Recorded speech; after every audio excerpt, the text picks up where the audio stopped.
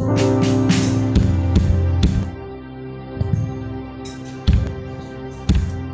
to decrease it again.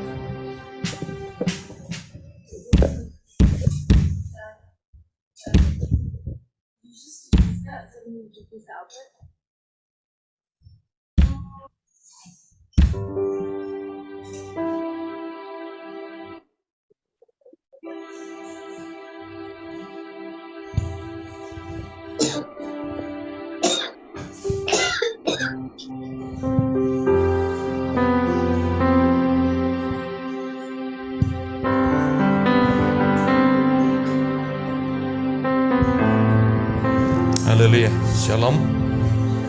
Shalom. Kita akan mulai ibadah kita hari ini. Dan kita akan berkatakan Shema Yisrael terlebih dahulu. Dan setelah itu doa akan dipimpin oleh Brother Henok.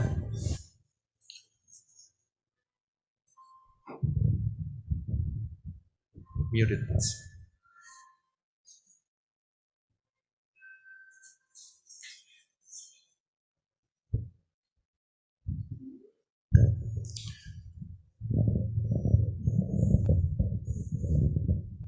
Shema Yisrael, Yahweh Eloheinu, Yahweh Echad, Baruch Shem Kevod, Malchuto Leolam Faed. Dengarlah hai Yisrael, Yahweh itu Elohim kita, Yahweh itu Echad. Terpujilah namanya selamanya dan kerajaannya memerintah selamanya. Kasihilah Yahweh Elohimmu dengan segenap hatimu, dengan segenap jiwamu, dan dengan segenap kekuatan akal budimu. Amin.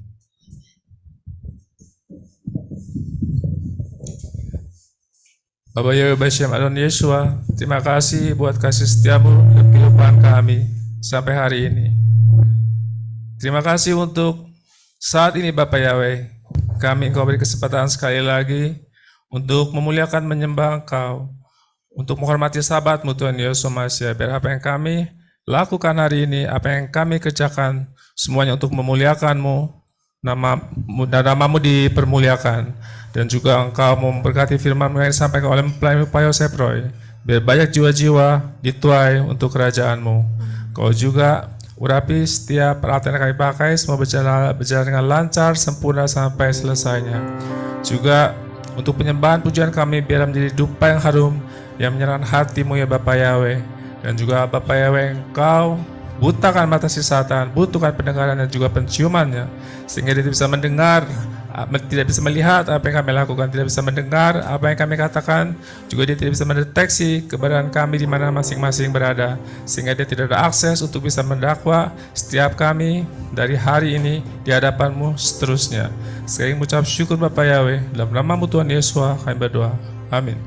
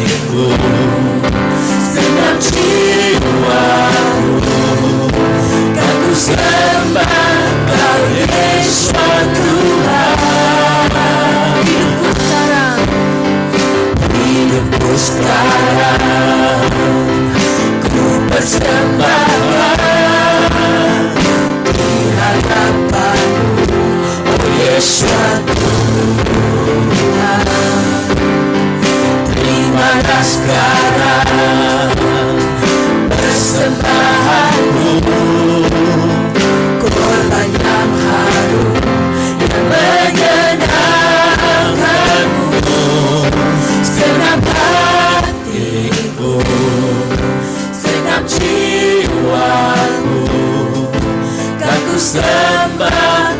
Yesus Tuhan, berubah selamanya kasihku padamu. Ku mau hidup selamanya untuk senangkan hatimu. Berubah selamanya cinta kasihku padamu. Ku mau hidup selamanya untuk senangkan hatimu, Yahweh. Hidupku sekarang ku persembahkan di hadapanmu, oh Yesus Tuhan. Terimalah sekarang persembahanku, korban yang harum dan menyenangkanmu.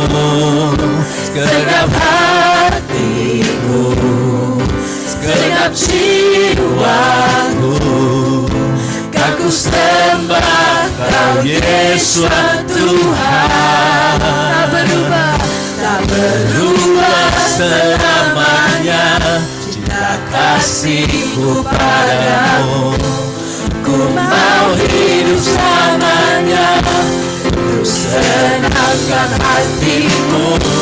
Berubah selamanya cinta kasihku padamu. Ku mau hidup selamanya untuk senangkan hatimu, Yahweh. Tak berubah selamanya cinta kasihku padamu. Ku mau hidup selamanya untuk senangkan hatimu. Berubah selamanya cinta kasihku padamu. Ku mau hidup selamanya untuk senangkan hatimu, Yahweh.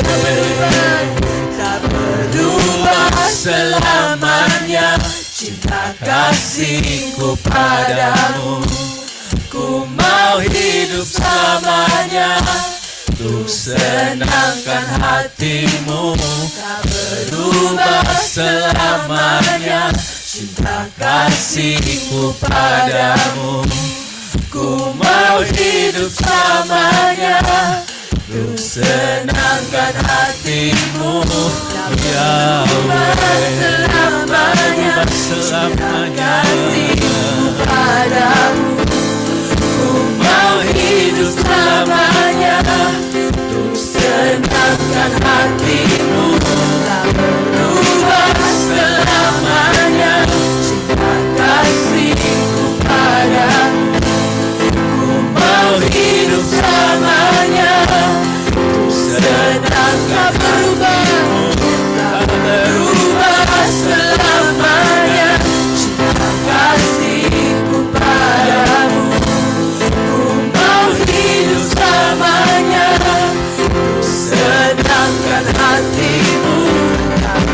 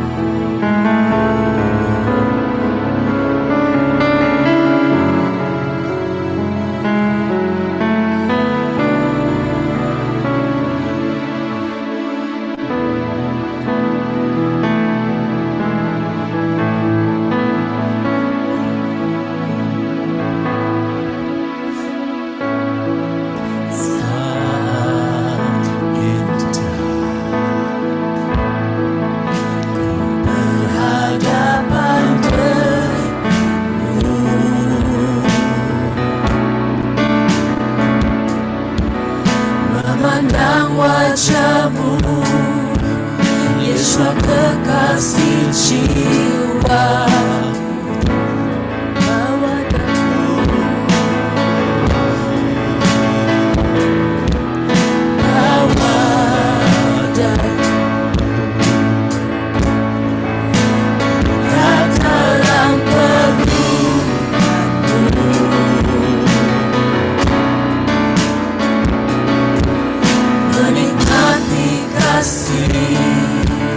Dan indahnya hadiratmu saat indah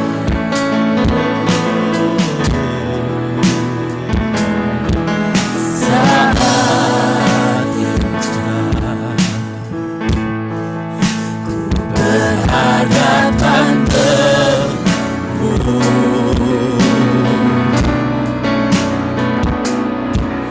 memandang wajahmu, Yesus kekasih jiwa.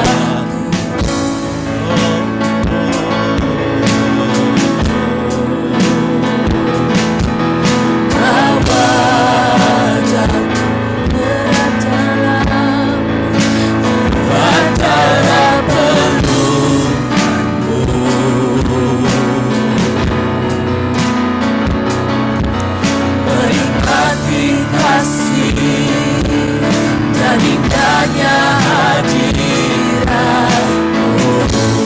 hadiratmu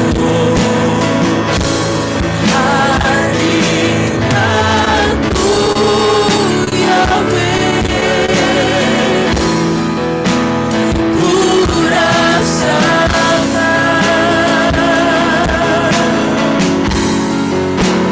kekudusan-Mu Bapa.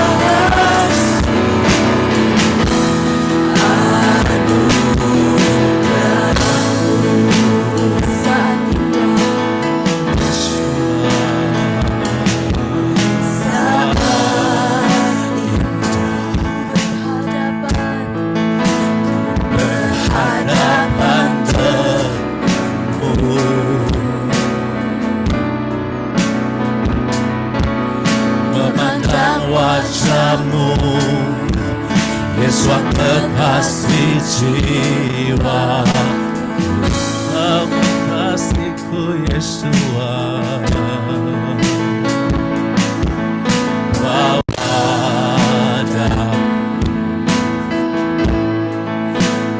berat dalam pelukmu,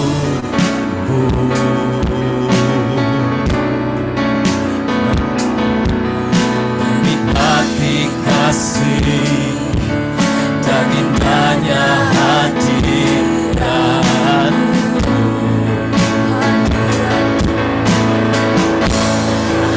Hadiratmu Yahweh, ku rasakan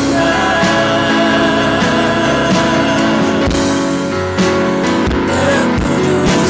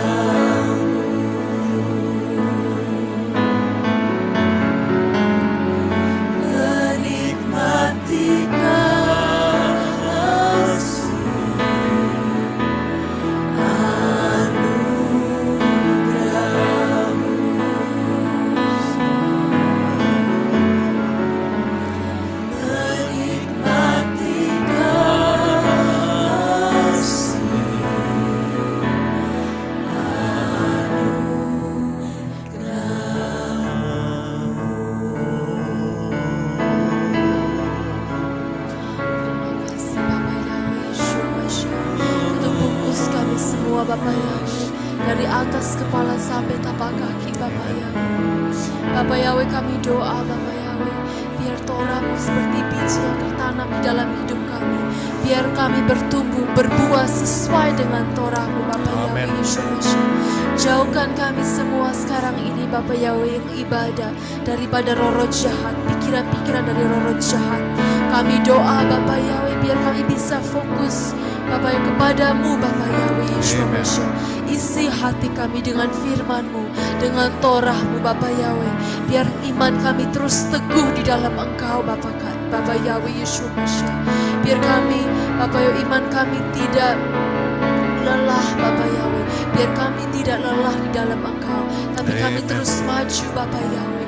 Siapkan, Bapa Yahweh Yeshua Mashiach, kami semua untuk menjadi mempelai-mempelai-Mu, Bapa Yahweh, di zaman akhir ini, Bapa Yahweh. Biar kami siap menjadi imam-imam-Mu di dalam kerajaan 1000 tahun. Di dalam nama Yahweh Yeshua Mashiach kami doa. Tutup bungkus doa ini dengan kuasa darah Yeshua Mashiach. Haleluya, haleluya, amin. Amen. Haleluya, haleluya. Saya akan persiapkan ya terlebih dahulu. Shalom.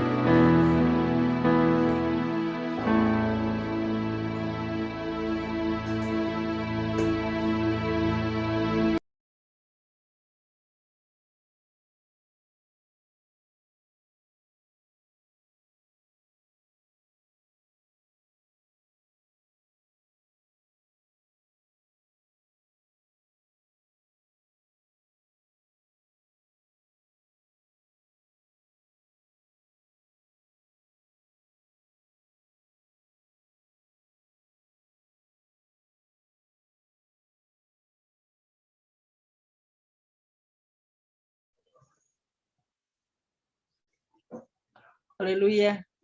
Sambil menunggu, tadi pas penyembahan ada yang lihat tangan besar nggak? Tidak. Wow. Kalau lihat orang yang kayak orang lewat depan jendela ini ada, Sister. Dan aku percaya itu malaikat. Bisa lihat tangan begini menaungi kita. Wow, haleluya. Amin. Amin. Haleluya. Karena saya ini kan menghadap ke jendela dan langsung itu menghadap ke Samayi. Jadi saya lihat tangan itu seperti menaungi. Amin, haleluya. Amin. Amin. Tangan Bapak Yahweh itu, tangan Bapak Yahweh. Amin. Makanya nggak kuat di hadirat Bapak Yahweh. Jadi tangannya begini menaungi. Haleluya. Haleluya. Haleluya. Dia Bapak yang sayang kita. Amin. Amin. Amin. Semangat terus ya teman-teman, semangat. Sedikit waktu lagi. Haleluya. Ya. Haleluya.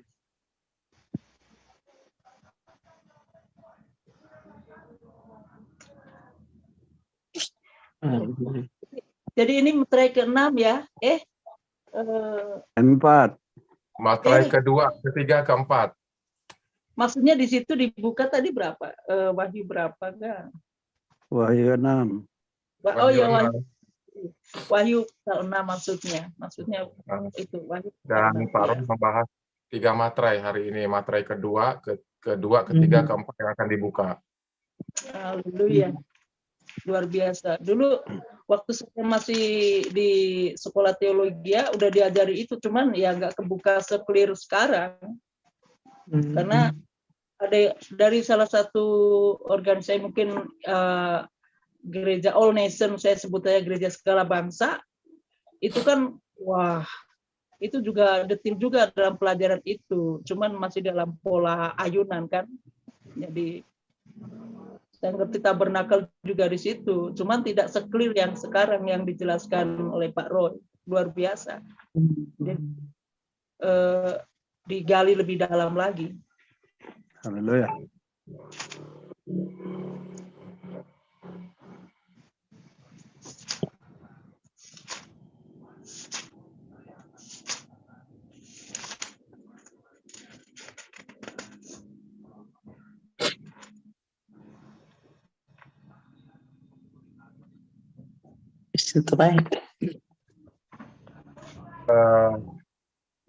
Satu hal juga teman-teman yang aku rasakan tadi waktu penyembahan itu ya. Itu belas kasihan Bapak Yahweh itu begitu kuat sekali. Ya, kasih Bapak itu begitu tercurah. Kurasakan sekali tadi, luar biasa. Luar biasa. Saya Sekarang itu orang kenapa ya? Kok gampang nangis sekarang itu? Kayak waktu menyembah, kayak kita dengar kesaksian orang, itu gampang kita keluar air mata. Kalau Ya. dulu rasanya kayaknya kekeh gitu, keras hatinya. Tapi sekarang ini gampang nangis. Iya, Sister, itu air mata ketulusan, Sister. Nggak apa-apa, jangan ditahan, Sister, keluarin aja. Iya, Bahkan- ada kelegaan rasanya. Iya. Ingu sampai meleleh-leleh, ya nggak usah pusing. Iya, itu dijamah dilembutkan hati kita sama Bapak Yahweh. Saya tuh orangnya nangis juga. Saya orangnya nggak gampang nangis begitu. Mau sesakit apa enggak sih. Tapi kalau sudah di hadirat Bapak Yahweh, sudah renungkan kebaikannya, di jalan pun, wah kadang-kadang nggak tahan itu sama dengan anak nangis dikebukin. Jadi memang, wah. Ya, itu buktinya kalau hadirat Bapak Yahweh begitu dahsyat dan luar biasa. Kalau ketika kita merasakan hadirat itu turun, kita nggak mampu. Pasti kita reaksinya nangis, kita reaksinya itu, wow, begitu rasanya itu begitu susah diungkapkan dengan kata-kata ya. Kalau Bapak Yahweh sudah berbelas kasihan kepada kita itu begitu indah sekali rasanya, itu dahsyat sekali rasanya, nggak bisa diungkapkan. Nangisnya beda loh, brother. Kalau kita nangis memang karena digebukin karena salah, itu kan hawanya dendam. Tapi kalau ini kelegaan begitu. Jadi habis nangis itu plong, begitu lega. Iya, makanya aku bilang air mata ketulusan, Sister. Iya, betul. Iya, betul. Iya, kita merasakan ketulusan. Kalau kita nangis memang karena digebukin karena salah, itu kan hawanya dendam. Tapi kalau ini kelegaan begitu. Jadi habis nangis itu Feedback suaranya. Haleluya. Shalom. Salam. Haleluya. Salam. Bapak Yahweh. Ya, kita terima kasih untuk saudara-saudara yang bisa bergabung hari ini, baik yang di streaming dan juga yang di live chat, ya. Haleluya. Dan kita akan masuk di dalam pembahasan firman hari ini. Saya mau tes suara saya terlebih dahulu. Bagaimana Pak Adi? Pak Herwin? Bagus. Bagus, Pak. Bagus. Bagus. Bagus, Terima Pak kasih. Roy, Terima kasih. bagus. Ya, terima kasih Ibu Emma. Ya, kita akan mute semua terlebih dahulu sehingga kita bisa mendengarkan dengan clear pembahasan materi mengenai Wahyu Fatsal yang ke-6, Meterai yang kedua, 3, dan 4 pada hari ini. Saya akan share screen terlebih dahulu.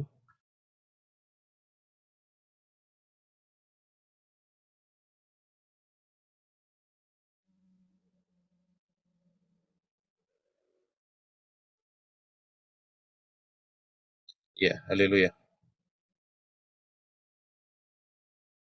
Hari ini kita telah masuk di dalam Wahyu Fatsal yang ke-6, di meterai pembahasan mengenai meterai yang kedua, 3, dan yang keempat.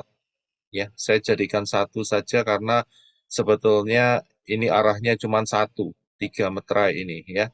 Jadi saya jadiin satu sehingga kita bisa melihat dengan jelas apa yang tersedang dan terus dan akan terjadi peningkatan yang akan terjadi di masa-masa zaman akhir ini ya. Seperti biasa kita juga harus tetap ingat bahwa kita kembali ke pola akar Ibrani yang benar. Karena untuk membuka semua rahasia kebenaran Davar Elohim, kebenaran firman, kita harus kembali ke akar Ibrani yang benar. Ya, haleluya. Dan juga jangan pernah lupa bahwa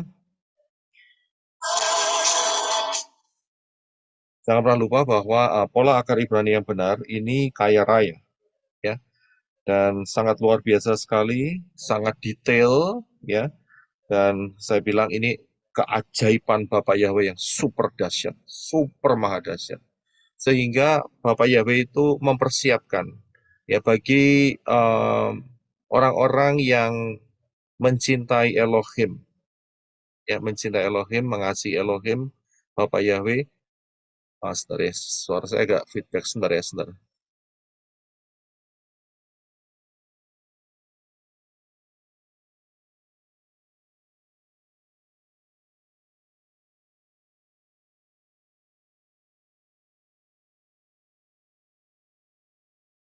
Ya, haleluya, saya akan lanjutkan. Jadi, Bapak Yahweh mempersiapkan kita semua dengan detail. Dan ini sangat luar biasa sekali, saudara. Sehingga kita tidak salah arah. Sebab Yesus pernah mengatakan, kamu tahu kemana aku pergi. Ya, kamu tahu kemana aku pergi. Dan di situ kita bisa melihat bahwa detailnya rencana Bapak Yahweh ini sangat mengagumkan sekali. Ya, dengan pola akar Ibrani yang benar, maka kita sangat diperkaya. Dan kita juga dipersiapkan dengan luar biasa. Itu karena kasih cinta Bapak Yahweh kepada kita semua. Sangat luar biasa sekali. Ya, sehingga kita betul-betul ke depannya, kita sering melihat kebenaran firman yang mengatakan, di dalam Kefa dikatakan bahwa kamulah bangsa yang terpilih, imamat yang rajani. Ya kan? Jadi Bapak Yahweh punya planning yang sangat luar biasa dahsyat. Terutama untuk para mempelai Yeshua HaMashiach. Kita ini dikasih kesempatan very, very, very, very important person. Ya, VVIP, betul-betul terutama, luar biasa. Ya, kita sangat bersyukur sekali kalau kita dilahirkan, ya, dan boleh mengenal atas anugerahnya itu dalam zaman-zaman seperti ini. Dan ini sangat luar biasa sekali, ya. Sehingga apa yang menjadi planning Bapak Yahweh untuk mendudukkan kita di takhta Elohim, yang setelah kita pelajari di Wahyu Fatsal yang ke-3 dan 4, itu betul-betul akan tergenapi, saudara. Itu sangat luar biasa. Ya, haleluya. Ya, kita akan lanjutkan, dan di luar pola akar Ibrani, miskin, ya, tidak banyak yang bisa digali di sana, ya. Jadi luar biasanya daripada pola Ibrani. Nah, kita akan masuk di dalam materai yang kedua, 3, dan keempat. Nah, kita akan terlebih dahulu membaca dari Wahyu Fatsal yang ke-6, ayat yang ke-3 sampai yang ke-8. Ya, silakan Henok.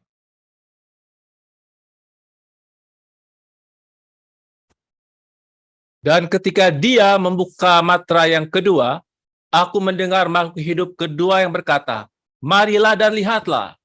Dan keluarlah kuda yang lain berwarna merah api. Dan kepada dia yang menunggang di atas setelah dikaruniakan kepadanya untuk mengambil damai dari bumi, juga agar mereka saling membunuh seorang terhadap yang lain, dan kepadanya telah diberikan pedang yang besar. Ya, kita stop dulu di 2 ayat ini, karena setiap 2 ayat akan membicarakan mengenai warna kuda yang berbeda. Tapi saya akan masuk sedikit terlebih dahulu. Kita tahu bahwa 4 kuda dan penunggangnya yang ada di Wahyu Fatsal 6 ini sangat terkenal. Jadi orang yang biasa-biasa saja juga mereka sering melihat akan 4 kuda ini. Ya, karena ini kisah ini atau penglihatan ini betul-betul viral sekali, ya, sangat viral sekali. Jadi nggak terlalu susah juga untuk bisa dimengerti, ya, dengan lambang-lambang yang ada, pedang warna merah, ya kan, dan kemudian diberikan penjelasan juga bahwa ini adalah roh yang membawa pertempuran atau roh yang mengambil damai sejahtera dari bumi, sehingga adanya kebencian, peperangan, dan sebagainya, itu betul-betul akan terus meningkat sampai masa anti-Hamashiach. Ya, karena tidak terlalu sulit untuk bisa memahami, karena langsung dijelaskan oleh malaikat Bapak Yahweh kepada Yohanan untuk mengerti apa yang menjadi sepak terjang daripada 4 kuda ini, ya, terutama 3 kuda ini, yaitu yang sedang kita pelajari. Karena yang sedikit membingungkan telah kita lewati, yaitu kuda putih. Ya, banyak orang yang minggu lalu kita sudah kita sudah membahasnya. Banyak orang yang terasumsikan juga bahwa itu adalah Yeshua HaMashiach, ya. Tapi kita sudah menemukan jawabannya, itu bukan Yeshua HaMashiach, akan tetapi itu adalah roh anti HaMashiach, dan puncaknya adalah anti HaMashiach itu sendiri. Jadi sangat jelas. Nah, yang 3 kuda ini itu sangat mudah sekali untuk dapat dipahami, karena selain daripada aura yang dibawa dan kemudian benda-benda yang dibawanya juga seperti pedang, kemudian timbangan dan sebagainya, dan disertai juga dengan penjelasan yang sangat jelas. Jadi hampir seluruh orang bisa dapat memahami dengan sangat-sangat mudah sekali. Ya, karena itu sangat terkenal sekali untuk 3 kuda yang terakhir ini. Ya, dan kuda merepresentasikan daripada kekuatan, ya, kekuatan yang cepat sekali. Karena kuda itu kecepatannya luar biasa ketimbang onta ataupun lembu. Kalau lari, kuda adalah yang cepat dan tangguh, dan kuda itu dipersiapkan untuk sebuah peperangan, ya. Jadi itu kuda, bukan keledai. Ya, kalau keledai itu untuk sepertinya gini, kalau keledai itu biasanya kalau zaman sekarang itu kayak limousine begitu, ya. Tapi kalau kuda itu seperti tank begitu, ya, chariot tank begitu, ya. Jadi tidak sulit untuk bisa dimengerti mengenai spirit apa yang ada di balik daripada kuda merah, berwarna merah, dan juga penunggangnya yang membawa sebilah pedang yang besar, ya, sehingga damai sejahtera diambil dari bumi dan mereka saling membunuh satu sama lain. Ya, oke. Puji Bapak Yahweh. Ya, kita akan teruskan. Ini adalah yang kuda merah. Kita akan masuk di kuda yang berwarna berikutnya, yaitu ayat yang ke-5 dan 6. Ya. Ya, silakan Henok untuk bisa membacanya. Terima kasih. Dan ketika dia membuka matra yang ketiga, aku mendengar makhluk hidup ketiga yang berkata, marilah dan lihatlah. Dan aku melihat, dan lihatlah seekor kuda hitam, dan dia yang menunggang di atas yang memegang timbangan di tangannya. Dan aku mendengar suara di tengah-tengah keempat makhluk hidup itu, yang berkata, setakar gandum sedinar, dan 3 takar jelai sedinar, tetapi jangan engkau merusak minyak zaitun dan air anggur itu. Ya, terima kasih. Ya, kalau saudara lihat dari penjelasan di ayat yang ke-5 dan 6 ini mengenai kuda hitam, ya, dari sini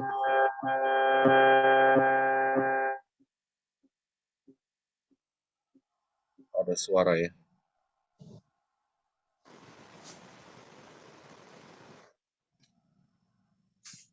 Ya, okay. Ya, jadi dari penjelasan warnanya saja kita sudah kelihatan, yaitu kuda hitam ini penunggangnya membawa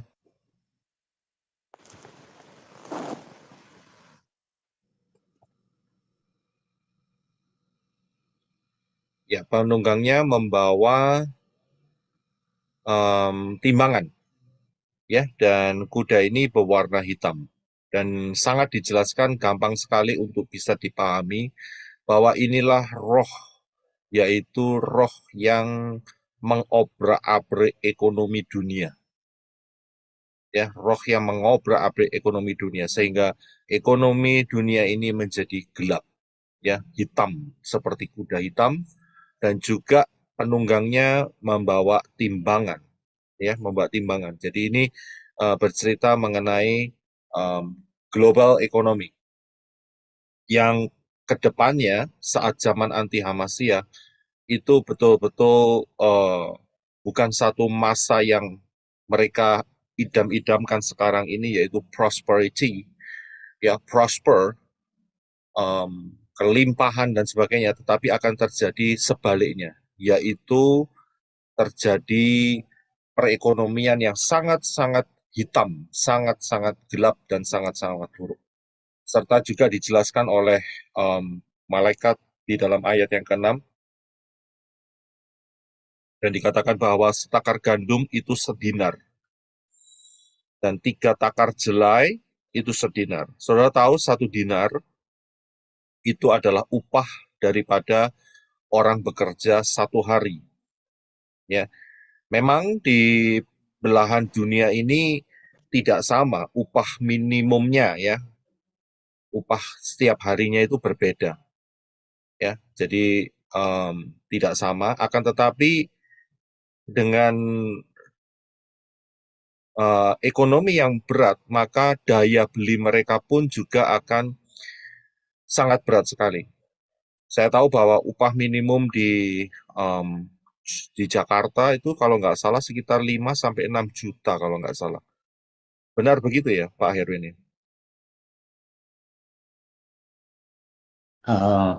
Iya Pak, antara 4 sampai 5 Pak. Antara 4 sampai 5 ya? Iya. Ya. Itu kalau di Jakarta ya? Ya, terima kasih. Iya. Pak Adi, kalau di Kalimantan berapa upah minimum? Yang pasti di bawah dari Jakarta, Pak. Sekitar 2 sampai 3 juta saja, Pak. Itu 1 bulan hitungannya ya? Iya.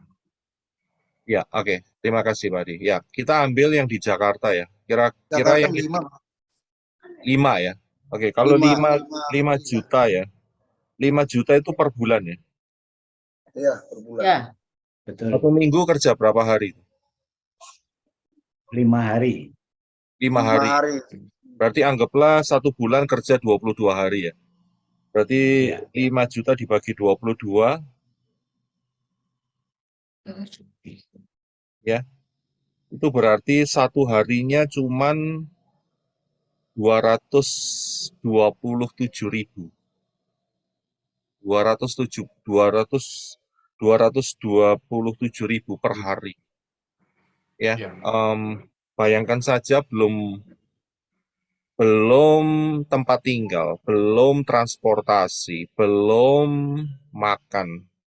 Wow. Ya, saudara bisa membayangkan sendiri bagaimana susahnya dan tambah lama tambah terjepit. Sedangkan harga barang-barang juga semakin meningkat.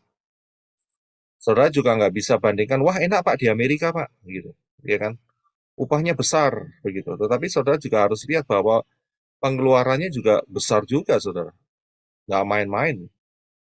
Ya, upah minimum di Los Angeles sekarang kalau nggak salah sekitar $15 per jam. Saudara sudah berpikir, wah lumayan ya $15 per jam. $15 per jam itu kalau 1 hari kerja 8 jam, rata-rata berarti $120. Dikali 22, ya, berarti 2.600. 1 bulan dapat 2.640. Saudara tahu biaya apartemen di Los Angeles 1 kamar 1.700. Ya, itu pun kalau bisa dapat. Sekarang rata-rata sudah naik hampir sekitar 2.000. Jadi tinggal $600. Belum bensin, belum transportasi, belum makan. Jadi kondisinya sama, saudara. Ya, kondisinya sama. Jadi tekor ya, Pak. Itu belum dipotong tax gede loh, Pak Roy. Oh iya, terima kasih, Brother Daniel. Saya lupa teksnya. Taxnya besar. Teksnya besar. Hampir 40%. Nah, itu dia. Ya, yang tidak punya family, yang single, itu teksnya bisa antara 35 sampai 40%, saudara. Bayangin, saudara. Ya, belum biaya lainnya. Mungkin saudara berkata, wah dapat 1 bulan 2.600, kalau sekarang kursnya berapa nih Pak Erwin hari ini? 15 ribuan. 15 ribuan, wah dapatnya 39.600, 40 juta.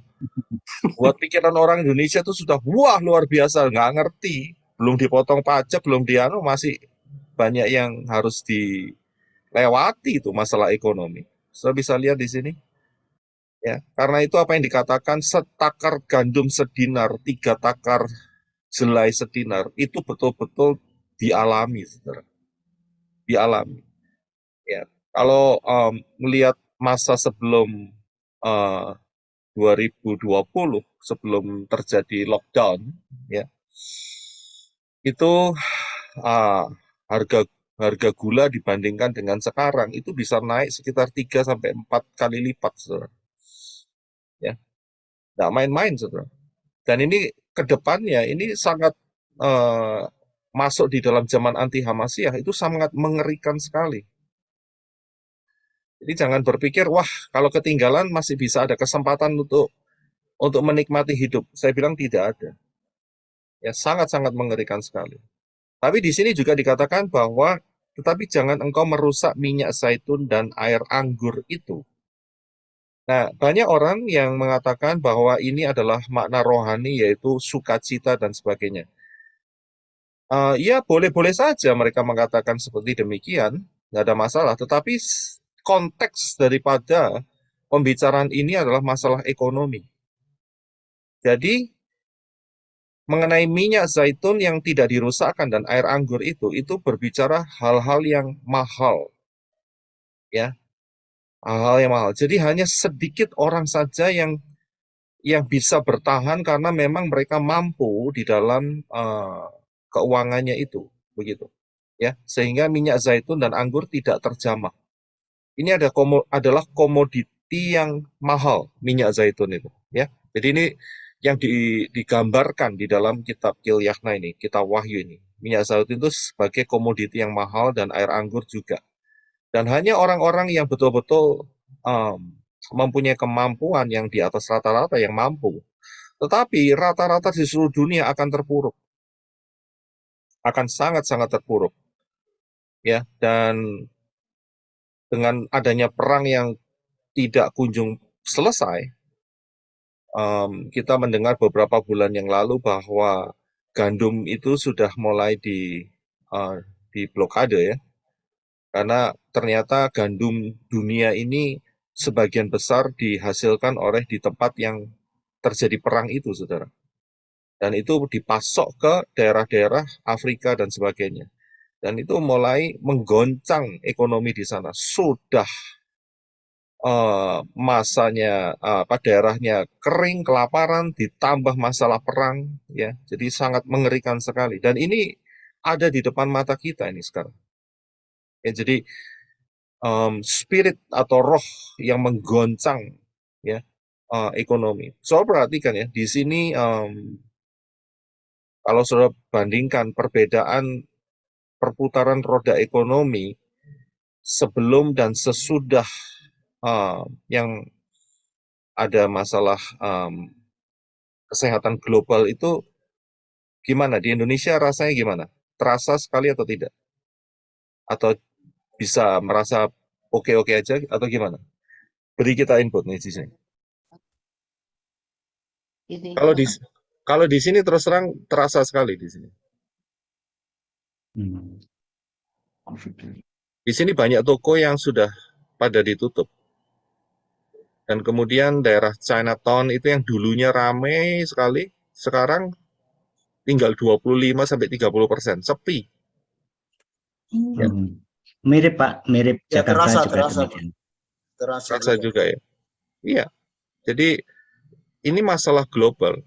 Dimanapun baik kita di US, saudara di Indonesia juga merasakan hal-hal yang sama. Dan juga ini banyak sekali retail-retail yang sudah tutup. Dan mereka menggantinya dengan cara online order semua. Ya, jadi ya semua diarahkan ke situ dan diarahkan ke digital semua. Ya, jadi di satu sisi ekonomi akan digiring dan terus memang akan digiring masuk di dalam digitalisasi, begitu. Ini ada di tengah-tengah kita. Kalau kita sekarang mau cari barang, tokonya sudah nggak ada. Cara nyari gimana? Ya kita pasti ke online shopping, ya, cari di sana. Kemudian dari situ juga di-charge untuk mungkin biaya pengiriman dan sebagainya, betul kan? Jadi ya, betul. Ekonomi, ya hampir seluruh dunia sama ini ceritanya. Ya, hampir seluruh dunia ini sama. Jadi dimanapun tidak akan lewat, karena ini memang sudah diperlihatkan oleh Bapak Yahweh kepada Yohanan saat itu, dan kode-kode ini kita yang harus tahu ya apa yang terjadi di tengah-tengah kita, dan ini menunjukkan bahwa anti Hamasiah itu betul-betul sudah zamannya sudah sangat-sangat dekat sekali ya. Ya, ini mengenai kuda yang hitam. Nah, kita akan lihat kuda yang berikutnya, yang keempat. Ya, kita akan baca terlebih dahulu di dalam Wahyu pasal yang ke-7 dan ke-8. Ya, silakan. Dan ketika dia membuka matra yang keempat, aku mendengar suara dari makhluk hidup yang keempat yang berkata, "Marilah dan lihatlah." Dan aku melihat, dan lihatlah seekor kuda hijau pucat, dan dia yang menunggang di atasnya, namanya Kematian, dan alam maut ikut bersamanya. Dan kepada mereka telah diberikan wewenang untuk membunuh atas 1/4 bumi dengan pedang, dan dengan kelaparan, dan dengan kematian, dan oleh binatang-binatang buas di bumi. Ya, terima kasih, Eno. Ya, saya akan perjelas ayat ini dengan slide yang berikutnya. Kalau saudara lihat bahwa kuda ini dalam bahasa Indonesianya disebut sebagai kuda yang pucat, ya, yang betul, ya, LAI hijau kuning, rodok bingung, ya, tapi sebetulnya pucat, pale bahasa Inggrisnya. Dan namanya adalah kematian. Dan kemudian alam maut, Sheol, saudara, ada bersama dia. Waduh, kita sudah belajar soal Sheol ya, alam maut, ya. Kemarin kita bicara mengenai penjara roh-roh, dan juga beberapa bulan yang lalu kita belajar mengenai terungkap misteri alam maut. Saudara bisa membuka kembali pelajaran-pelajaran itu sehingga saudara paham mengenai alam maut. Saudara tahu bahwa roh spirit kematian ini merajalela di mana-mana. Ya. Dan dikatakan di sini alam maut, berarti mereka harvest. Tahu ya harvest? Harvest itu masa penuaian, menuai. Menuai jiwa-jiwa, tapi bukan untuk Syamayim, bukan untuk sorga milik Bapak Yahweh, bukan. Tetapi untuk Sheol, saudara. Ngerti ya saudara, kalau Sheol itu sekarang kita ini, itu hanya ada satu tempat, karena kemarin kita sudah belajar ya, bahwa di Sheol itu ada 2 tempat, yaitu satu tempat penyiksaan, yang satu adalah tempat pangkuan Abraham. Dan hari ini yang pangkuan Abraham sudah kosong, karena semua sudah bangkit. Jadi saudara harus belajar di pengajaran terungkap misteri alam maut ya. Nah, sedangkan yang sampai sekarang ini ada adalah daerah yang dimana orang kaya itu disiksa. Nah, ayat ini mengatakan banyak kematian dan banyak yang masuk ke dalam tempat penyiksaan.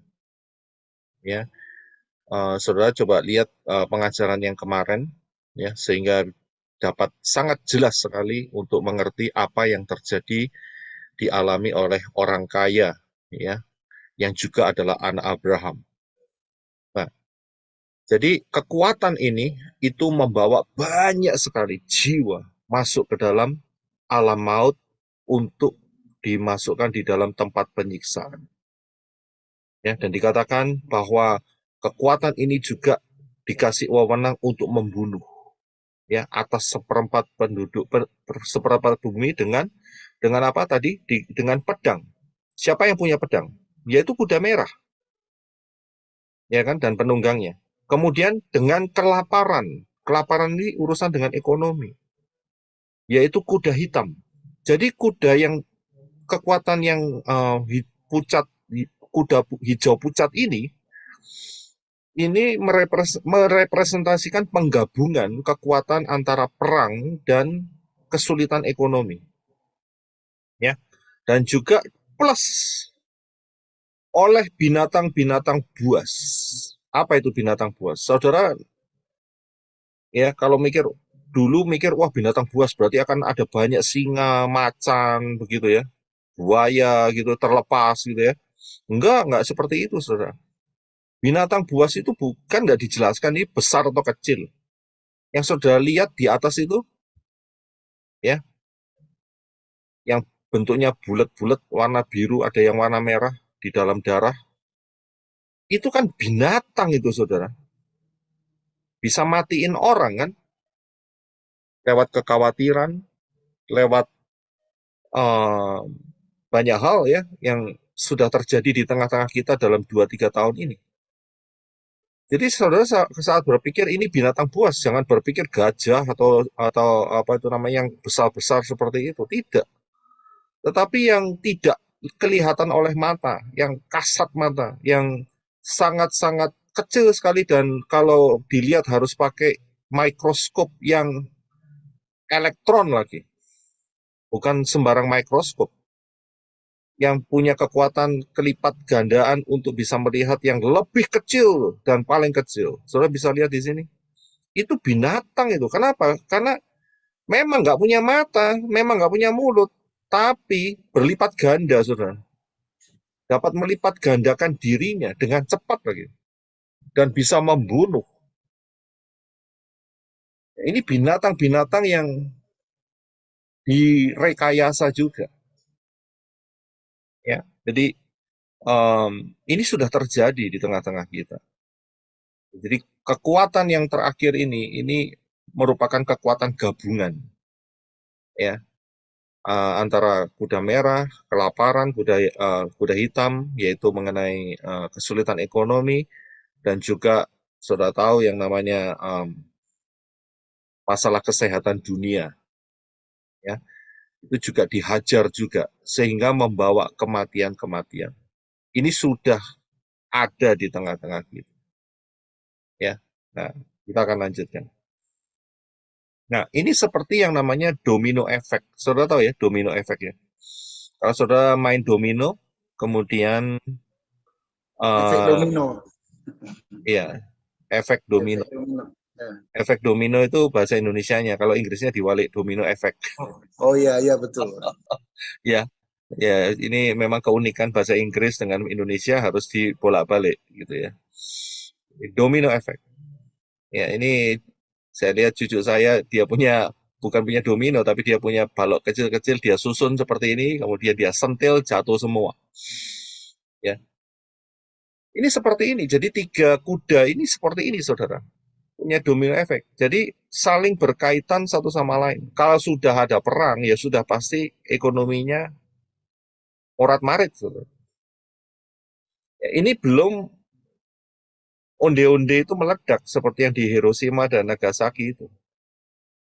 Ya, ini bukan onde-onde lagi tapi bakpao, ya, yang lebih besar.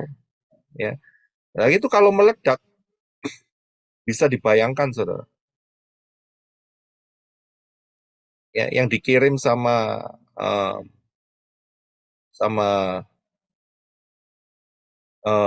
siapa itu ya, bekasnya Uni Soviet, itu kalau dikirim ke Inggris gitu ya, 1 gitu aja, tenggelam sudah. Dan itu sudah terjadi satu penimpangan stabilitas ekonomi dunia. Belum lagi yang namanya radioaktif ya. Sekarang saja dunia sudah digemparkan dengan pembuangan limbah radioaktif, betul ya?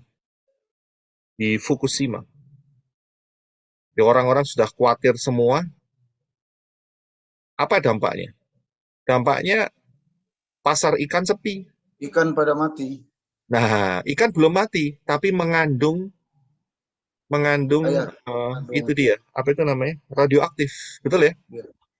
Nah, kemudian kalau ikannya mengandung radioaktif, manusianya mikir, ya kan, mau diambil, nah atau tidak. Nah, apa yang terjadi? Yang pertama, nelayan akan serba salah, mancing hasil ikannya nggak laku, nggak dipancing, dia nggak dapat income. Nah, sudah kena ekonomi kan? Ya, jadi itu baru satu, belum yang lain, belum perusahaan garam, belum perusahaan ikan dan sebagainya, ya, dan kemudian itu akan merambat ke lain-lainnya. Nah, kalau satu kampung semua pada nelayan semua dan semua nganggur semua, lah siapa yang bakal nanggung ekonomi mereka sehari-hari? Tiap hari mereka tetap butuh makan. Tiap hari mereka tetap harus belanja, menyekolahkan anak, keperluan ini dan itu. Lah, tapi kalau nggak punya income bagaimana? Ya, dan ini betul-betul terjadi, saudara.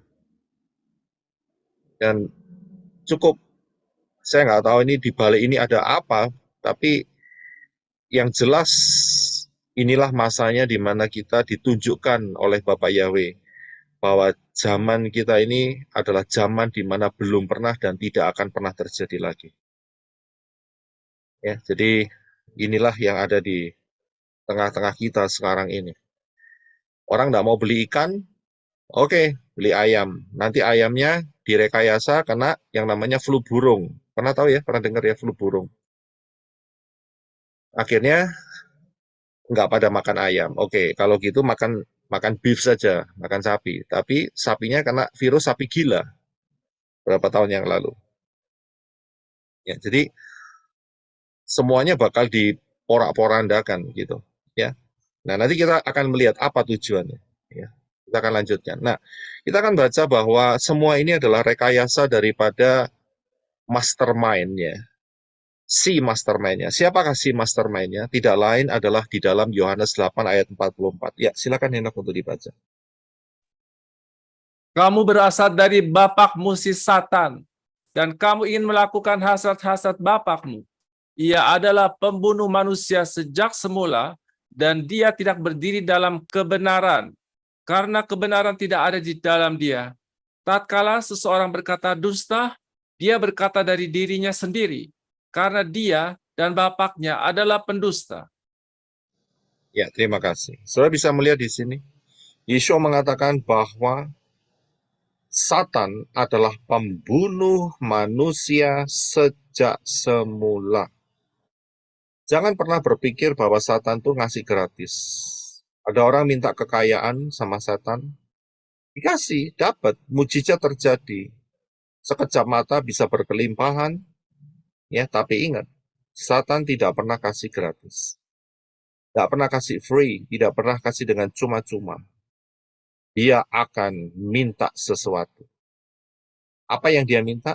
Tidak lain apa yang berharga dalam kehidupan manusia. Apa itu? Yaitu keselamatannya, roh. Ya.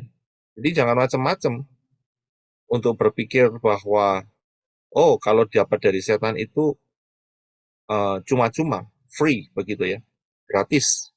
Enggak, saudara. Tetap Yeshua mengatakan bahwa Satan adalah pembunuh manusia sejak semula. Ya. Bapak Yahweh itu loh, luar biasa. Di dalam firman-Nya, Yeshua mengatakan bahwa Bapak Yahweh itu memberikan matahari baik untuk orang yang jahat, baik untuk orang yang baik. Bapak Yahweh juga menurunkan hujan, baik untuk orang yang jahat, baik untuk orang yang baik. Saudara bisa lihat, sebetulnya Bapak Yahweh menetapkan satu sistem supaya manusia bisa bertahan hidup dan dengan tujuan untuk mencari keselamatan yang benar melalui Bapak Yahweh di dalam Yeshua. Tapi manusia punya kehendak bebas. Mau pilih Elohim atau mau pilih setan. Ya, dan jelas sekali dikatakan ayat ini bahwa setan adalah pembunuh manusia sejak mulanya. Ya. Nah, agendanya apa? Agendanya tercantum di dalam Yohanes 10 ayat 10. Ini agendanya. Ya, ini sudah agendanya sudah dari dulu, saudara. Ya, silakan Henok untuk bisa dibaca. Terima kasih. Pencuri datang hanya untuk mencuri, membunuh, dan membinasakan. Aku datang supaya mereka memiliki hidup dan memilikinya dengan lebih berkelimpahan.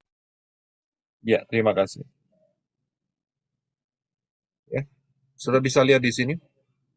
Pencuri datang hanya untuk mencuri, membunuh, dan membinasakan. Tidak punya attention atau pemikiran untuk melakukan sesuatu yang baik sama manusia. Tidak ada. Beda dengan Yeshua. Yesus berkata, aku datang supaya mereka memiliki hidup dan memilikinya dengan lebih berkelimpahan. Lihat dua agenda yang berbeda dan bertolak belakang. Manusia harus pilih. Siapapun yang mendengar kebenaran firman ini, saudara harus pilih. Mau pilih si pencuri, yaitu Satan, atau memilih Yeshua yang akan memberikan hidup, bahkan hidup dengan kelimpahannya. Ya, jadi agenda daripada Satan jelas sekali, mencuri, membunuh, membinasakan. Ya, tidak ada agenda lain dalam setan. Ya. Nah, saya akan masuk. Apakah saudara pernah lihat ini yang namanya The Georgia Guidestone? Papi Lukas pernah, Papi Lukas pernah membawa hal ini. Saudara tahu ini? Ya. Iya, Pak. Tahu. Ya. Nah, ini unik, memang unik. Dan kalau kita lihat lebih dekat lagi, ada kode-kodenya. Ya. Dan ini ada di Georgia, di US, Amerika. Tahun 2022, tanggal 6 Juli, itu dibom, diledakkan. Entah oleh siapa. Dan sekarang kalau nggak salah monumen ini disingkirkan, kalau nggak salah. Karena sudah pecahannya dianggap berbahaya, sehingga kalau ada orang yang mencoba untuk main di sana, mereka nggak mau sampai kejatuhan batunya atau bagaimana, jadi dipindahkan. Tapi jelas ini ada. Ya, nah, anehnya, ya ada beberapa kode yang harus kita perhatikan di sini, bahwa di tugu ini itu ditulis di dalam 8 bahasa dengan menggunakan huruf 8. Ya, huruf 8 itu adalah huruf Chat, yaitu pagar maknanya, dan juga kehidupan. Kehidupan kekal, new beginning, atau permulaan yang baru. Ya, ditulis di dalam bahasa English, Spanish, Swahili, Hindi, Hebrew, Arabic, traditional Chinese, dan Russian. Jadi ada 8. Apakah ini satu kebetulan? Saya yakin ini sebuah perencanaan. Ya, sebuah perencanaan. Nah, bukan cuma hal ini saja, akan tetapi juga ada banyak kalimat, dan satu kalimat yang harus dicermati adalah dikatakan maintain, itu dia. Ya, jumlah manusia di permukaan bumi ini yang ideal menurut mereka adalah 500 juta. Nah, saya berikan dari Google bahwa populasi dunia ini adalah sekarang itu hampir mencapai 8,1 miliar. Ya, ini pakai bahasa Indonesia ya, supaya gampang, karena bahasa Inggrisnya akan berbeda. Kata miliar, million itu million sama dengan juta. Jadi saya pakai bahasa Indonesia supaya jelas semua. Jadi populasi dunia ini anggaplah sekarang ini 8 miliar.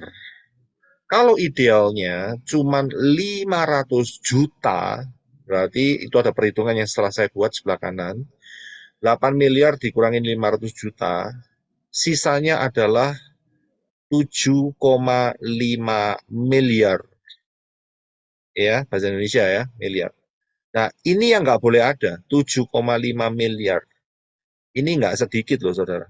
7,5 miliar populasi dunia itu harus dibinasakan untuk mencapai angka ideal bumi ini hanya di maintain atau dipertahankan, ya idealnya dengan satu angka yaitu 500 juta saja. Nah, sisanya bagaimana? Ya, sisanya mereka kan tadi di atas saya sudah katakan bahwa agenda daripada si roh-roh pemberontak Bapak Yahweh itu adalah mencuri, membunuh, dan membinasakan. Yaitu dari kuda merah, kuda hitam, dan kuda pale atau apa itu namanya, hijau kekuning-kuningan, ya, pucat, hijau pucat, ya. Dan bisa dilihat bahwa sepak terjangnya untuk apa? Kalau sudah lihat sekarang ini, untuk mengurangi, ya, populasi manusia yang menurut mereka itu sudah terlalu banyak. Dan terlalu banyaknya itu banyak sekali. Idealnya cuma 500 juta. Itu bayangin berapa persen kalau sampai 8 miliar.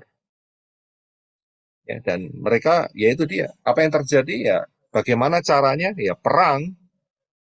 Ekonomi dibuat porak-poranda sehingga terjadi banyak kemiskinan, tidak bisa makan, mati pelan-pelan, kelaparan, sakit penyakit, dan sebagainya.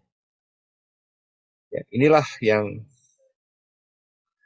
menjadi kode, ya, yang harus sebagai anak-anak Bapak Yahweh pahami, bahwa kita ini hidup di betul-betul di zaman akhir. Dan sebentar lagi akan terjadi rapture. Ini saya berikan sedikit kilasan sejarah saja. Kalau di dalam Perang Dunia Pertama, ya, Perang Dunia Pertama itu yang mati sekitar antara 15 sampai 22 juta. Ingat ya, ini bahasa Inggris. Bahasa Inggrisnya million. Ya, jadi bahasa Indonesianya adalah juta. 15 sampai 22 juta jiwa. Belum yang luka-luka, terus kemudian mati bulan depannya atau 3 bulannya lagi, begitu. Dan Perang Dunia Kedua diestimasi yang mati sekitar antara 35 juta sampai 60 juta. Bayangin, saudara. Ya, Perang Dunia Pertama dan Kedua itu beda kalau nggak salah sekitar 30 tahunan. Ya, dan dalam waktu 30 tahunan itu sudah hampir mencapai 100 juta yang mati, 80 jutaan. Ya. Satu jiwa saja malaikat bersorak-sorai kalau bertobat. Bayangin, betul apa yang dikatakan oleh Dafar Elohim mengenai kuda yang terakhir, yaitu kuda abu-abu, ya, hijau keabu-abuan, yang mengatakan bahwa mereka mengharvest atau menuai, ya, kematian manusia dan mereka masukkan ke dalam Sheol. Mengerikan sekali. Kalau kita sekarang bisa mendengar kebenaran Dafar Elohim hari ini satu anugerah. Coba saudara bayangin, bagaimana kalau hidup di dalam zaman tahun-tahun seperti itu. Ini tahun belum lama loh, ya, sekitar 100 tahun yang lalu, nggak lama, tapi kerusakannya dahsyat sekali. Coba saudara bayangin, ya, sangat mengerikan sekali. Kalau kita bisa hidup mengenal Bapak Yahweh tahun-tahun ini satu anugerah yang luar biasa. Nah, saya berikan juga, saudara sudah tahu ini, bahwa di China mereka menulis kembali kitab suci. Ada yang dengar, saudara? Saya rasa ini juga sudah mulai viral. Sudah ya? Ya. Jadi di China sekarang mereka kelabaan. Mereka coba untuk mengejar orang-orang yang percaya Yeshua, ya, tapi memang masih di dalam posisi karena level mereka masih di dalam nama Yunani, ya, itu yang mereka top, ya, mereka bisa ambil. Dan pemerintah China kelabaan untuk bisa menghentikan pergerakan ini, ya, sehingga mereka mengambil satu tindakan di mana mereka mencoba meracuni dengan cara kitab suci itu ditulis kembali, saudara, sejarah. Gila nggak? Ya, supaya apa? Karena ini cuci otak, saudara. Mereka pikir orang-orang pengikut Yesua dicuci otaknya dengan kitab suci, maka di kitab sucinya diganti kisahnya. Salah satunya yang di sebelah kanan, ya. Tapi ingat ya, kita harus dewasa ya. Dalam arti kita harus tahu bahwa mereka pergerakan mesianik ya mungkin belum masuk sampai di sana. Jadi yang paling tertinggi adalah nama Yunani. Ya, jadi mereka mencoba untuk menambahi kisah mengenai Yesua yang saat itu berhadapan dengan ahli-ahli Torah yang membawa satu orang perempuan yang berzina. Ya, saudara tahu ceritanya bahwa Yesua tidak melempar batu kepada perempuan ini, tetapi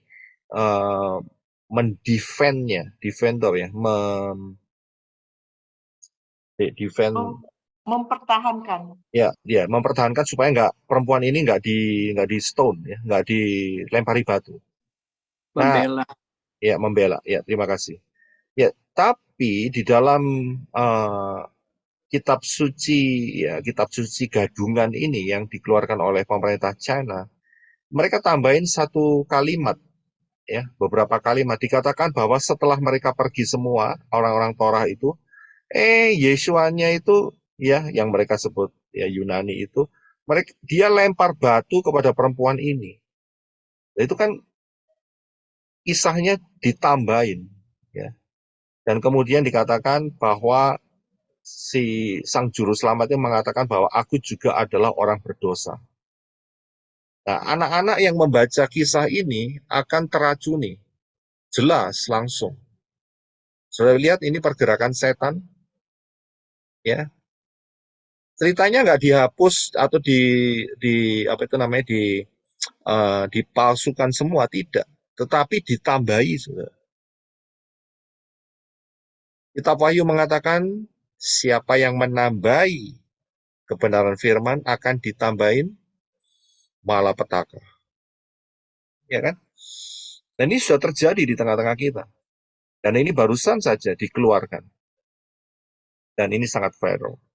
Ya, jadi inilah langkah-langkah setan untuk mencuri, membunuh, dan membinasakan. Nah, ingat bahwa 4 kuda ini adalah peristiwa puncak.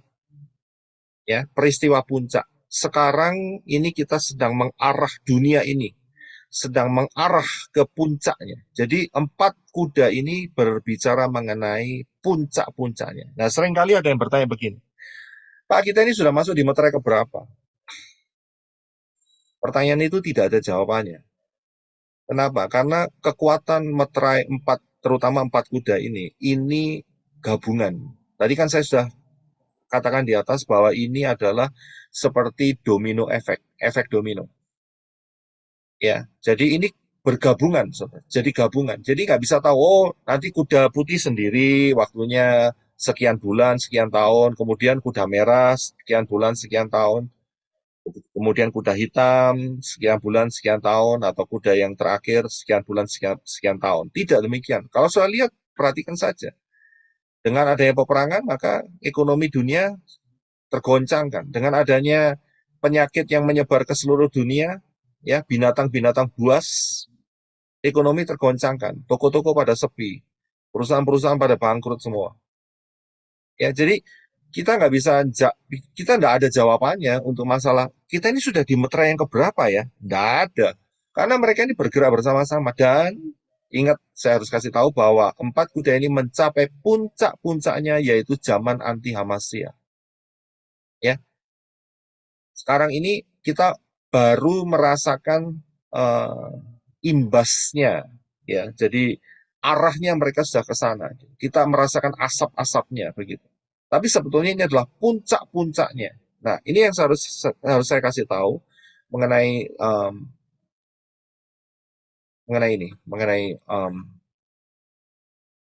screen ini. Ini harus saudara pahami bahwa Wahyu pasal yang ke-6 sampai di Wahyu 19. Nanti kalau saudara baca ya di sana ya. Masa dari Wahyu 6 sampai 19 ini yang pertama, bukan masa gereja atau kehilat mempelai Yeshua HaMashiach. Karena apa? Karena nomor 2, rapture telah terjadi. Ya, jadi Wahyu 6 sampai 19 ini tidak ada yang namanya mempelai Yeshua HaMashiach. Tetapi banyak orang yang bingung karena apa? Karena nomor 3, ada kalimat atau kata yang dikatakan orang kudus. Ya, orang kudus. Akan sering ditemui beberapa kali di Wahyu 6 sampai Wahyu 19. Nah, orang kudus ini bukan merepresentasikan mempelai Yeshua HaMashiach, jangan salah. Tetapi merepresentasikan adalah orang Yisrael yang percaya kepada Yeshua HaMashiach, tapi ketinggalan rapture. Begitu. Ya, jadi nanti kalau saudara sehari-harinya saudara lihat di dalam Wahyu 6 sampai 19, ketemu orang kudus.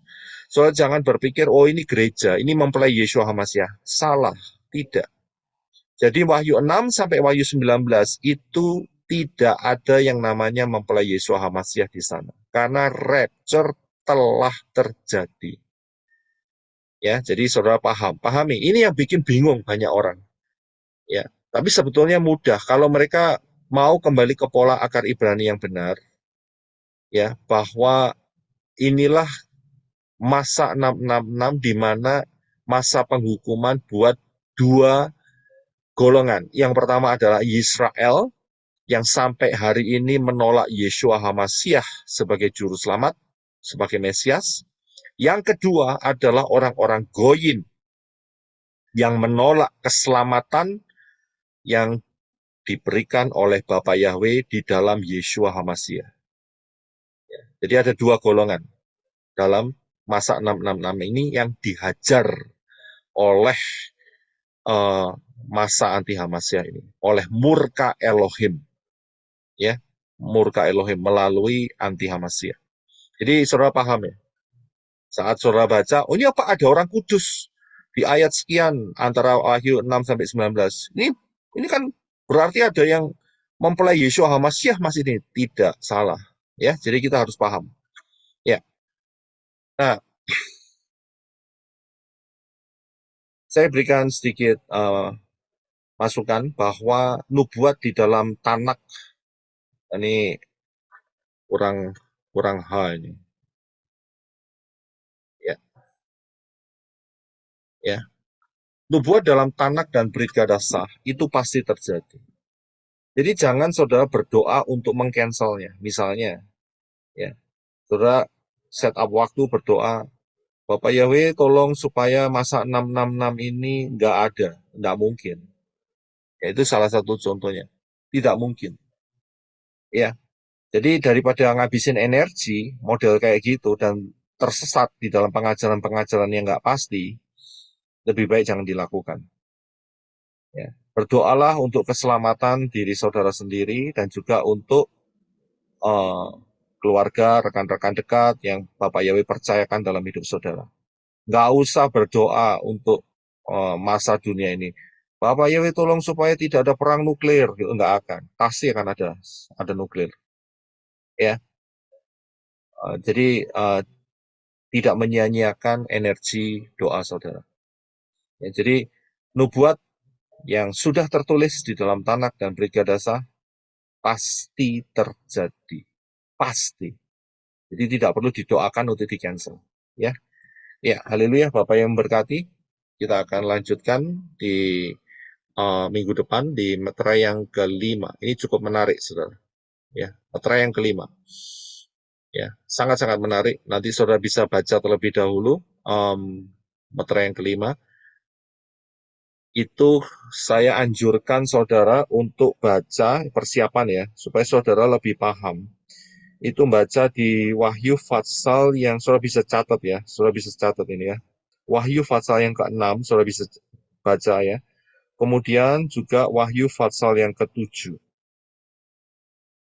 Ya, Wahyu Fatsal 6 dan Wahyu Fatsal 7 sebagai persiapan pembahasan minggu depan mengenai meterai yang kelima. Ya, jadi saudara nggak bingung. karena dua fatsal ini bergabungan satu sama lain, ya. Jadi saya anjurkan saudara untuk supaya minggu ini baca Wahyu 6 dan Wahyu 7, ya, sebagai persiapan mengenai pembahasan meterai yang kelima. Nanti saudara akan kelihatan jelas sekali. Kelihatan jelas sekali. Nah, ini biasanya pertanyaannya begini, saudara. Apakah masih ada keselamatan saat setelah rapture? Itu pertanyaannya. Bukankah ruah Yahweh Elohim telah diangkat, berarti tidak ada keselamatan lagi? Nah, ini nanti akan terjawab.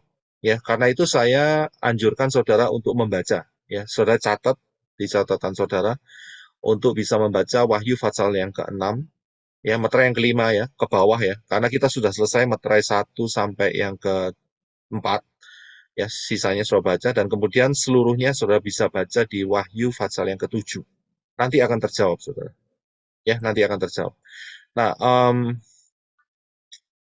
saya akan akhiri. Jadi hari ini kita sudah hampir menyelesaikan 6.000 tahun sejak kejatuhan Adam dan Hawa. Ya, karena itu sebentar lagi kita akan rapture. Karena sekarang kita sudah masuk di dalam 3,5 cycle Shemitah yang pertama, dan bulan ini adalah bulan Elul, bulan terakhir dari tahun pertama putaran Shemitah. Kita akan masuk di dalam tahun yang kedua, luar biasa. Berarti semakin dekat, saudara. Ya, dan juga Yeshua memperingatkan bahwa kalau waktunya tidak dipersingkat, maka tidak ada yang selamat. Karena orang-orang pilihan seperti saudara dan saya, maka waktunya akan diperpendek sehingga kita akan rapture lebih cepat. Ya, karena itu saya dorong saudara untuk melihat pengajaran High Alert 2026, jangan remehkan, dan rahasia 1290 hari dan 1335 hari. Daniel 12 ayat 11 dan 12. Pelajari hal ini di dua pengajaran ini, ya, dan saudara akan bisa mendapatkan rahasia-rahasia kapan rapture. Tidak lain adalah awal Januari 2026 menurut pola, ya, menurut pola Shemitah, ya, dan juga akhir daripada 2025. Nah, ya, jadi saudara jangan lupa ini ada di dalam rahasia 1290 hari dan 1335 hari. Karena itu, bagi yang belum masuk di dalam keselamatan yang benar, ya, masuklah. Keselamatan yang benar harus masuk melalui satu pintu, dan pintu itu adalah Yeshua. Ya, Yod Shin Waw Ayin, bukan Yesus. Ya, bukan Yesus. Bukan Yesus, bukan Jesus, bukan Yesus, bukan yang lain-lainnya. Ya. Jadi hanya satu pintu, yaitu Yeshua, Yod Shin Waw Ayin.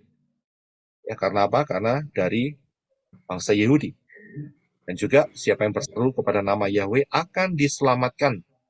Ya, bukan nama Arab, bukan nama Chinese dan sebagainya, ya, atau nama Meksiko dan sebagainya, tidak. Jadi saudara harus paham. Setelah masuk dalam percaya kepada mereka, kepada kebenaran firman Davar Elohim yang membawa pada keselamatan, yaitu melalui Yeshua HaMashiach, maka saudara harus masuk di dalam meterai kepemilikan, yaitu baptisan pembaharuan. Ya. Dan jangan keraskan hati, setelah itu saudara belajar kebenaran firman, tinggalkan semua tradisi-tradisi, baik Natal, baik Imlek, baik Paskah, telur Paskah dan sebagainya, Easter, tinggalkan semua, karena itu berhubungan dengan dewa-dewa asing yang menyakiti hati Bapak Yahweh. Kemudian saudara siapkan hidup saudara untuk terus karakter dirubah, sehingga saudara boleh kedapatan setia untuk masuk di dalam rapture. Siapa yang membutuhkan informasi baptisan pembaharuan, saudara bisa screenshot, ya. Ada banyak mempelai Yeshua HaMashiach yang sudah siap untuk membantu saudara. Ya, di dalam baptisan pembaharuan, saudara bisa screenshot, ada yang di Magelang, di Bali, Banyuwangi, Pekanbaru, Kalimantan Barat, Pontianak, dan juga ada yang di Jakarta, di Depok, dan juga ada di Malang, Jawa Timur. Saudara bisa screenshot, saudara bisa hubungin melalui WA yang sudah saya cantumkan di sini, sehingga segeralah untuk masuk di dalam baptisan pembaharuan, berjalanlah di dalam kebenaran Davar Elohim, firman Elohim, Bapak Yahweh. Bapak Yahweh memberkati kita semua, dan saya sedikit berikan informasi bahwa pelayanan menorah ini adalah ibadah online, jadi kenakanlah pakaian yang sopan, ya. Kalau mau pakai talit atau pasmina sangat dianjurkan. Dan juga untuk sesi tanya jawab adalah ruang tanya jawab dan tidak untuk ruang perdebatan, ya. Kemudian jangan menggunakan kata-kata yang bertentangan supaya tidak di take down, ya, sama pemilik perusahaan ini, ya. Jadi saya mohonkan pengertiannya, ya. Bapak Yayu memberkati, kita akan masuk di dalam